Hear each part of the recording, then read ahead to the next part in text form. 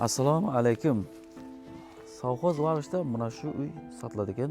Shunda reklama qilgani keldik. Ayni paytda polnistli buni egalari Rossiyada yashayapti shu yoqda. Mana shu uyni sotib berishim kerak dedi. Hozir ichkariga kiramiz. Ichkarida kimdir olsa, promoy kelib yashasa bo'ladi. Konkretni remont qilingan.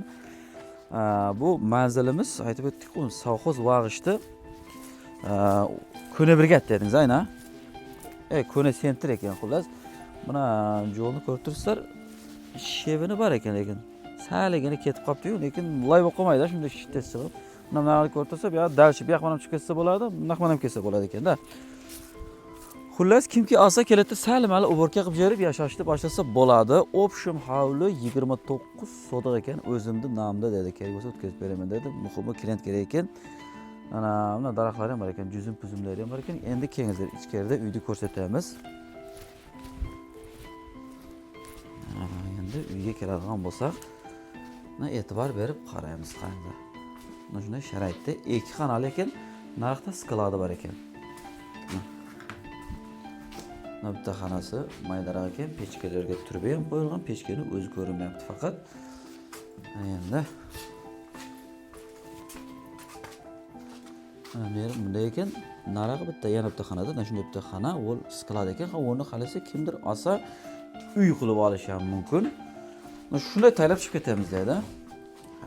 Endi qaranglar. Nima qoldi? Tak. Menimcha yana bu yoqlarga bir ayna olib ko'rsatdik, chunki 29 sotix dedik. Kattaroq hovli.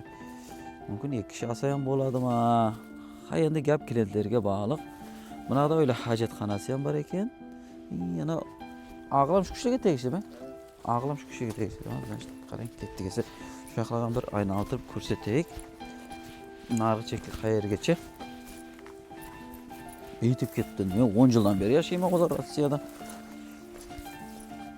Mana. Mayli may daraxt og'ili bor ekan.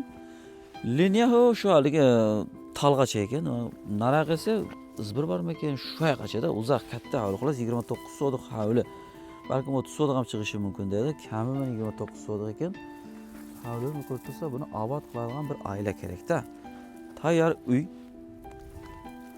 Qaytamiz asta. Buni ochilmadimi ayna?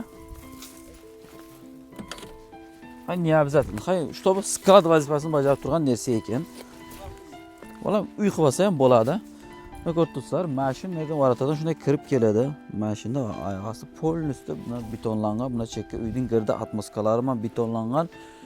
Uyda mana ko'rib turibsizlar, jami nima ekan? Xullas, uy olaman degan insonlar, пожалуйста, ekranlaringizga raqamni yozib qo'ydik. Faqat WhatsApp orqali murojaat qilasizlar-da. Savdosini qilasizlar, narxi keladigan bo'lsa 320 ming somoni dedi. Yana konkretni savdosi bor dedi. Ukajon, men shu qishloqqa bormaganman, qay darajada narxlarda uncha qilolmayman, 320 ta dedi. Yana kirin chiqsa dedi, sotib beraman dedi. Shuning uchun jigarlar uy olmoqchi bo'lgan insonlar kerak-da. 320 ta narxda eshitdingizlar.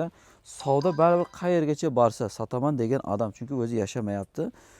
Savdosini qilib olasizlar, e'tiborlarish uchun kattadan katta rahmat.